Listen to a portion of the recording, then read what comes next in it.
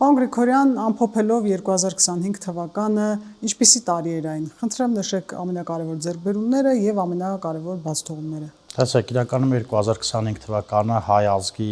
համար կարևոր նշանակություն ուներ, որովհետեւ օգոստոսի 8-ին հայտնի փաստաթուղթը բոլորս գիտենք, խաղաղության նախաստորագրումը, որը իրապես Հայաստանի Հանրապետությանը բերեց խաղաղություն եւ այդ խաղաղությունը պետքա պահենք եւ փայփայենք, որպեսզի վերջնական արդյունքի հասնենք։ Եվ 2025 թիվը նաև լեցուներ ընդդիմադիր որոշակի գործիչների խառնակցությամբ եւ տարբեր հիբրիդային պատերազմով եւ այլով, բայց ուզում եմ սկզբից ասել ձեռքբերումները նախ խաղաղության պայմանագրի նախաստորագրում, բազմաթիվ լավ օրենքների ընդունում ազգային ժողովում, օրենքը, որը հաստատվել է առողջապահության ապահովագրության մասին խոսքը, թոշակների բարձրացում, քեշբեքի ավելացում դարձնել մինչև 20%, բանակի 2 տարուց 1.5 տարի դարձնելը եւ նմանատիպ այլ ու շատ լավ օրենքներ, բայց ամեն դեպքում այլ օտարերկրյա որոշակի ուժեր եկել են Հայաստան եւ փորձում են խառնակցություն անել, եւ փորձում են խաղաղությունը կասկածի տակ դնել եւ փորձում են Հայաստանում կատարվող եւ կատարվելիք բազմաթիվ աշխատանքներ, դպրոցաշինություն, ասֆալտապատում, մանկապարտեզների վերանորոգում, կառուցում եւ հիվանդանոցների եւ այլն, փորձում են այս ամեն ինչը իրականությունից կտրել եւ փոխել, դարձնել վատ ինչ-որ բաներ եւ դրա մասին խոսել, բայց ուզում եմ ասել, որ Հայաստանի Հանրապետության քաղաքացին 2025 թվականին նամանավանդ տեսել է այն ամենալավ բաները, ինչը կատարվում է երկրում եւ այս հիբրիդային պատերազմը դեմնել երբ արդեն առնենք, ամեն ինչ գնա դեպի դրական, իսկ 26 թվականը արդեն ըստ էության լինելու է լեցուն ինտրիգներով, ընտրություններով եւ այլ տարբեր ֆորմատի բաներով, տեսեք, եթե 2026 թվականին մենք այ ժողովուրդը հասկանում է եւ գնում է ընտրության եւ գլուխը բարձր ընտրում է Հայաստանի անկախության օգտին, Հայաստանը մնում է անկախ, եթե չէ, դառնում է ըստ էության ծայրագավառ։ Արդեն նշмарվում են, այն դաշինքները, քաղաքական ուժերը, որոնք 2026-ին առաջադրվելու են, օրինակ Սամվել Կարապետյանի մեր ձևով շարժումը, Արման Թաթոյանն է ակտիվություն ցուցաբերում, այ դուք ինչ կասեք այս շարժումների։ Տեսեք, այդ մեր ձևավորը չեմ հիշում անունը լավ, այդ շարժումը փորձում է ցույց տալ հանրությանն ու հասարակությանը, որ իբրև թե նախկինների հետ կապ չունի, բայց եկեք դիտարկենք այդ ամեն ինչը փաստերով, օրինակ Սամվել Կարապետյանն է վճարել Ռոբերտ Քոչարյանի գրավը, որպեսզի ինքը ազատության մեջ լինի, Սամվել Կարապետյանի եղբայրն է եղել Սերժ Սարգսյանի իշխանության ժամանակ Սերժի աշխատակազմի ղեկավարը, այնուհետև Հանրապետական կուսակցության խմբակցության ղեկավարը եւ այլն, այսօր եւ իրենց շարքերը մեծ ձևավորների շարքերում կան մարդիկ, ովքեր իրապես նախկինում Քոչարյանի падգամավորներն էին կամ այն մյուս թիմի անդամներն էին, հիմա իրանք փորձում են դարանջատել, փորձում են կրկնել Գյումրու սցենարը, թե իբրև թե մենք իրար հետ չենք, որպեսզի ժողովրդից որոշակի քվե կորզեն եւ վերջում միանան, բայց Հայաստանի Հանրապետության քաղաքացին քաղաքական ասունություն ունի եւ միանշանակ մերժելու է այս գաղափարը եւ իրենք ինչքան էլ փորձեն իրար վրա ցեղ շպրտելով ցույց տալ, թե իբրև իրար հետ չեն, բայց վստահ եմ ես իրենք իրար հետ վերջում իրիկունը նարդի են խաղում ու խոսում թե ու երազում թե երբ են գալու իշխանության, որ օրինակ այս ասֆալտների 50-50 անեն այս ասֆալտների գումարները, դպրոցները ոնց էին սարքել Տաշիր ընկերության կամ իրենց մոտ կանգնած ՍՊ-ները, օրինակ Ջիլի դպրոցը, որ պատը ճաքած էր եղել, Civic AM-ն այդ պարզաբանել, որ մարզպետարանը կանգնեցրել շինարարությունը եւ եւս 5 դպրոց Գեղարքունիքի մարզում, որոնց շինարարությունը նաեւ եւս կանգնեցվել էր թերությունների պատճառով եւ այլն։ Այս ֆորմատի մարդիկ են եւ այնտեղ փորձում են ասել, թե իբրև կարող են կառուցել 1000 գործարան եւ այլն են բանի ժանրից, ստի ժանրից եւ եթե իրեն գործարաններ կառուցող էին իրենց իշխանության կամ իրենց ընկերների իշխանության օրոք գործարանները չէր սեփականաշնորհվելու ու չէր քանդվելու, օրինակ Գավառում տասնյակ գործարաններ քանդվեց եւ հողին ավասարացվեց հենց իրենց հոգեհարազատ ընկերոջ Ռոբերտ Քոչարյանի եւ իրենց օրեղբոր իշխանության ՀԿ-ի տարիներին դպրոցներ սեփականաշնորհվեց, օրինակ Գավառում մանկապարտեզներ սեփականաշնորհվեց։ Դրա համար ես ուզում եմ ասել, որ հանրությանը չեն կարող մոլորեցնել, որտեղ իրենք այդ ամեն ինչը տեսնում են։ Իսկ նրանց կամ մյուս ուժերին, որոնք հայտ են ներկայացնելու ամենայն դեպս երևում է արդեն ձեզ մրցակից համարում եք։ Տեսեք, մեզ մրցակից որից է քաղաքական ուժի ըստ էության չեմ համարում, ինչի, որովհետև իրենք կամ եղել են քաղաքականության մեջ եւ իշխանություն են եղել, կամ առնվազն իշխանության մաս են կազմել եւ իրենց իշխանության տարիներին Հայաստանի Հանրապետությունը հետ քայլ է արել միշտ եւ Հայաստանի Հանրապետությունը չի զարգացել եւ հիմա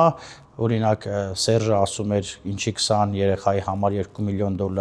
պետքա ներդրում անել, դե ինքը մտածում էր օրինակ մեր իշխանության ժամանակ լիներ աղբերս կգնար 50-50 կաներ, այդ շինարարի տենդերները ատկատներով կլներ եւ այլն, այսինքն իրանց պատկերացումն է սա, իսկ Հայաստանի Հանրապետության քաղաքացին իրենց մերժել է 18 թվականին եւ բայց որ շեշտում են 18 էйֆորիա էր, մի հատ էլ 21 թվականին իրենց մերժեց։ Նոր քիչ առաջ խոսեցիք Նարեկ Կարապետյանի մասին, նա ամեն առիթը բաց չի թողնում հիշեցնելու, որ աղքատներ կան երկրում, խոստանում, որ իրեն կան աղքատությունը կնվազի, գործազրկությունը կվերանա, ինչ որ ճռճռան խոստումներ են տալիս, այ չի նմանվում սա ընտրակաշարքի ընտրություններից առաջ այս տեսակ խոստումներ։ Տեսեք, ես ուրախ եմ, որ իրանց գաղափարական քաշը կշիռը այդքան է, իրաց գաղափարական խելքի չափը այդքան է եւ իրենք փորձում են այդ տեսակ լոզունգներով ինչը մարդկանց ակարժներին հաճո է այդ բառերով խոսել, որպեսզի իրենք ձայն կորզեն, բայց իրանք հանրապետականի ժամանակ օրինակ իր հերը, որ հանրապետական կուսակցության կարկառուն դեմքերից էր, կարող էր այդ ամեն ինչը կամ իրանք միլիարդ դոլարներ ունեն եւ կարող էին այդ ամեն ինչը տանել եւ ոչ մեկն իրենց չէր խանգարում եւ հիմա էլ իրենց ոչ մեկ չի խանգարում, որպեսզի գործարարը գնա եւ կառուցի գործարան, բայց իրանք մինչ այս պահը որևիցե բան չեն արել եւ հիմա ասում են, որ մենք գանք իշխանության կանենք, դա իրապես արդեն իրենից սուտ է ենթադրվում եւ ուզում եմ նաեւ նշել, որ իրենց քաղաքական այդ անդամներից, ովքեր իրապես քաղաքական կշիռներ չունեն, փորձում են դիսկուրսի ու բանավեճի մեջ ներքաշել մեզ, դե իհարկե մենք չենք մտնում այդ ֆորմատի մեջ, դա իրանք TikTok-յան հարթակում արդեն փորձում են Երևան, որպեսզի երևի իրենց մոտ համար գրեն անցնեն բախտները բերի ազգային ժողով, բայց ես կարծում եմ մենք այս պահին մրցակից չունենք, որովհետև Հայաստանի Հանրապետությունում դեռ չի հայտնվել մի քաղաքական ուժ, ով նախկինների հետ փոխկապակցված չէ, նախկինում իշխանություն չի եղել եւ հիմա եկել է նոր գաղափարներով, որը ինչ որ մասնիկներ են նախկինների։ Խոսենք նաեւ հիբրիդային պատերազմների մասին, մենք անընդհատ տեսնում ենք ինչ որ օրինակներ եւ վստահ եմ, որ խորհրդարանական ընտրությունների մոտենալու պես դրանք ավելի ահագնանալու են, ինչպես եք դրա դեմն առնելու։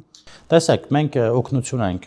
ակնկալում եւ խնդրել դրսից եվրոպական երկրներից եւ եթե չեմ սխալվում օգնությունն արդեն իսկ եկել է, բայց դա դեռ քիչ է, որովհետեւ օրինակ երեք TikTok-ում կամ երեք չառաջուր հայտնվեց մի տեսանյութ արհեստական բանականությամբ սարքված, որ իբրև թե 45 թվականից մինչև 2015 թվականի ծնվածներին բոլորին 250,000 կամ 350,000 դրամ գումար են տալիս։ Այս տեսակ արդեն էժանագին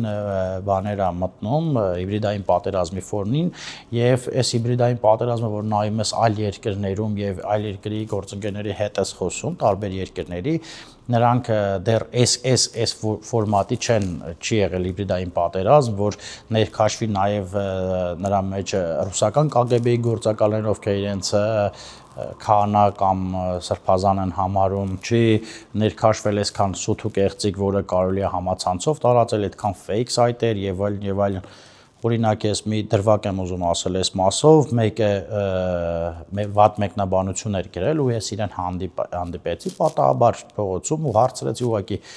ինչի համար ես գրել, դե ասավ նեղի բառացի նեղիտիվա հիմա մի քիչ էլ մենք ենք ուզում լավ ապրել, ես ու չբացես փակագծերը, ես հասկացա եւ այդ մարդին ուղղակի չմեղադրեցի, նաեւ տաքսի վարորդները, որոնք ըստ մամուլում շրջանառվող լուրերի թե իբրև թե փողի դիմաց են քարոզչություն անում, այն մարդիկ, ովքեր ունեն լսարան, փորձում են ամեն ձև ներգրավել, բայց իրականում այս հիբրիդային պատերազմի դեմը կարող է առնել մի մարդ, Հայաստանի Հանրապետության քաղաքացին է, ընդհանրապես մերժելով կեղծ լուրերը եւ դիտելով միայն պաշտոնական լուրերը, հետևելով միայն պաշտոնական տեղեկատվությանը։ Երբ տեղեկատվություն եղավ, որ Եվրամիությունը Հայաստանին 15 միլիոն եվրո է տալու նաև հիբրիդային պատերազմների դեմ պայքար տանելու համար, անմիջապես արձագանքեցին Ռուսաստանից տարբեր պաշտոնյաներ, այդ թվում իրենց արտաքին գործերի նախարար Սերգեյ Լավրովը, համարելով, որ դա միջամտություն է Հայաստանի ներքին կյանքին, Մոլդովայի սցենար են փորձում կիրառել, նույն թելը թելեցին այստեղ Հայաստան Դաշինքի падգամավորները, կոնկրետ Գառնիկ Դանելյանը եւ Իշխան Սաղաթելյանը։ Ինչով է սա պայմանավորվում։ Դե տեսեք, նրանք երբ արդարացնում են Ռուսաստանի ԿԳԲ-ի գործակալին, ասելով, որ նույնիսկ փաստաթուղթը ներկայացնելուց հետո փորձում են արդարացնել, իրանք արդարացնելու են նման բոլոր քայլերը, ինչի որտեղ իրենք վտանգ են տեսնում, գումարը կծախսվի, հիբրիդային պատերազմի դեմը կառնվի, սուտ ու կեղծիք տարածելու դեմը կառնվի, իսկ իրանց այլ բան, այլ գործ չի մնում անել, որովհետև իրենք այս ինչքան ժամանակ է եւ ազգային ժողովի նիստերին դուք կարող եք տեսնել, որ ապատեգատվություն են փորձում տարածել ու այդ դրանով լցնել ժողովրդի գլուխը, բայց ժողովուրդը տեսնում է իրեն եւ վստահ եմ 2026 թվականին, եթե նույնիսկ բախտները բերի մուտք գործեն ազգային ժողով, շատ փոքրաթիվ քանակով, որովհետև իրենց այս 5 տարիների ընթացքում ժողովուրդը չտեսան մի դեպք գոնե, որ ժողովրդի մասին մտածեն կուրս կծեցեն ասեն, որ այս գյուղում էս խնդիրը կա, այն գյուղում են խնդիրը կա, իրանք մենակ օրակարգը մեկն է եւ այդ օրակարգը կեղծ է։ Եվ ամփոփելով, որն է ձեր ամանորյա մաղթանքը հայ ժողովրդին։ Ես մաղթում եմ, որ ապրեն խաղաղ երկնքի տակ եւ ուզում եմ ասել, որ մենք որպես հայ ժողովրդի ծառաներ ծառայելու ենք, որպեսզի խաղաղությունը բերենք եւ ուզում եմ բոլորին տալ լինի ջերմություն, ժպիտ, սեր, բոլորը միմյանց սիրեն, ժպտան եւ ուրախ ապրեն։ Շնորհակալություն։ Ես եմ շնորհակալ։ Հավանիր տեսանյութը եւ բաժանորդագրվիչ նորությունները բաց չթողնելու համար։